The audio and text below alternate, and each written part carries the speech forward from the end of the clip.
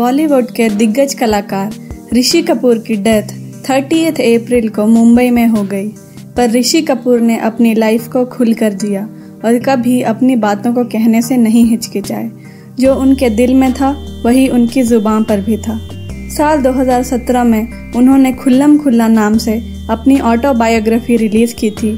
इसमें उन्होंने अपनी लाइफ की कुछ ऐसी कहानियां बताई जिससे आप शायद ही वाकिफ हों।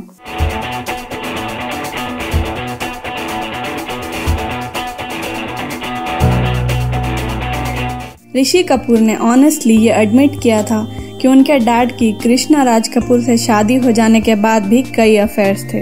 वो कहते हैं कि मुझे ज़्यादा कुछ याद नहीं क्योंकि मैं उस वक्त बहुत छोटा था, पर इतना याद है कि उनका नरगिस जी के साथ अफेयर चल रहा था।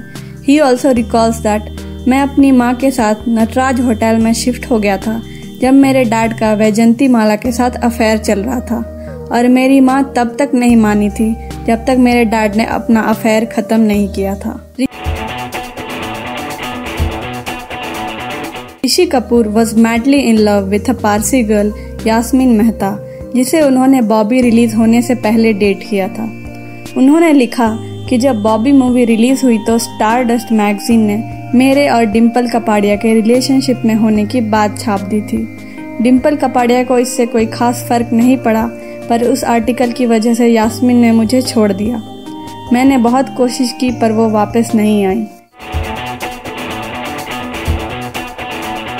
यास्मीन मेहता ने ऋषि कपूर को एक रिंग गिफ्ट की थी जब वो दोनों डेट कर रहे थे। उस रिंग में एक सिंपल पीस साइन बना हुआ था। बॉबी मूवी की शूटिंग के दौरान डिम्पल कपाड़िया ने वो रिंग अपने पास रख ली थी। राजेश खन्ना ने जब डिम्पल कपाड़िया को प्रपोज किया तो उन्होंने वो रिंग देखी और उसे उतार कर समुद्र में फेंक दिया था।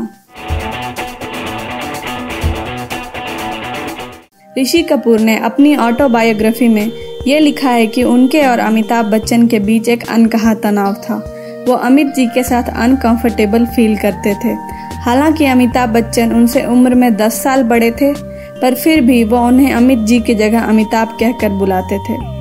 ऋषि कपूर कहते हैं कि उनके वक्त पर ज्यादातर मूवीज की स्क्रिप्ट स्पेशली अमिताभ बच्चन के लिए लिखी जाती थी, इसलिए मल्टी स्टारर मूवीज में अमिताभ बच्चन मूवी की सफलता का सारा श्रेय ले जाते थे, जिस वजह से ऋषि कपूर, धर्मेंद्र, विनोद खन्ना को सेकेंडरी एक्टर्स के रोल में उनका क्रेडिट नहीं मिला।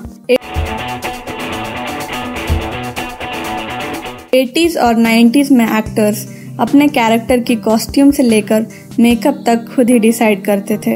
अपनी किताब में ऋषि कपूर ने ये कन्फेस किया कि जहरीला इंसान मूवी की शूट के दौरान उन्होंने एक ब्लैक ट्राउजर पहना था जो उन्होंने बेरूत से खरीदा था।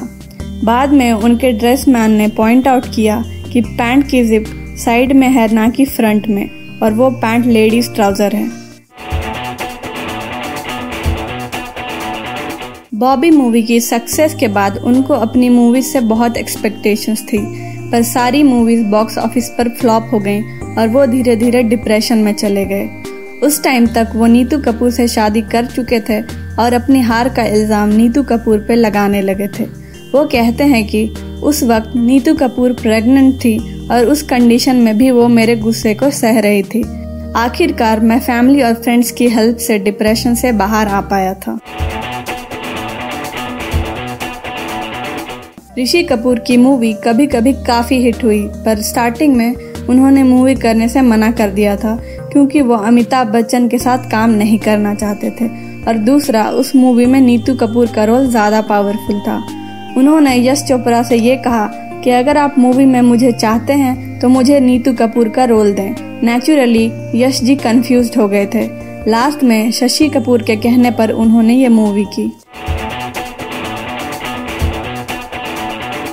ऋषि कपूर सिर्फ अपनी एक्टिंग की वजह से नहीं, पर अपने गानों की वजह से भी जाने जाते हैं। पर ऋषि कपूर का कहना था कि खुल्लम खुल्ला प्यार करेंगे, डफली वाले जैसे चार्ट बस्टर सॉन्ग उन्हें शुरुआत में बिल्कुल पसंद नहीं आए थे। वो कहते हैं कि बोनी कपूर कर्ज मूवी की सॉन्ग ओम शांति ओम की रिकॉर्डिंग सुनाने मुझे काफी खुशी से आए थे, पर गाना सुनने के बाद मैंने उन्हें बहुत उल्टा सीधा सुनाया और कहा कि लक्ष्मीकांत प्यारेलाल कैसे इतना बकवास गाना लिख सकते हैं।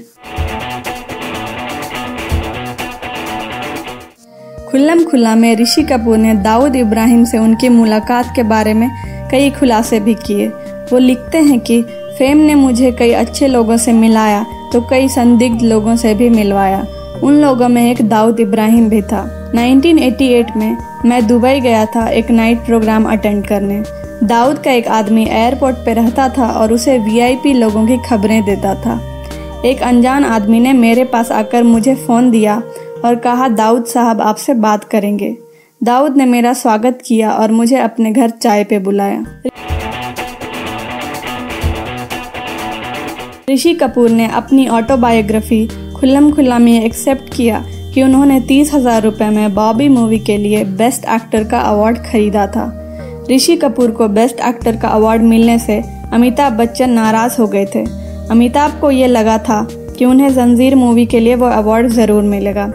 अमिताभ बच्चन को किसी से बाद में ये पता चला कि ऋषि कपूर ने अवार्ड के लिए पैसे दिए थे। इस वजह से भी उन दोनों के बीच एक तनाव था।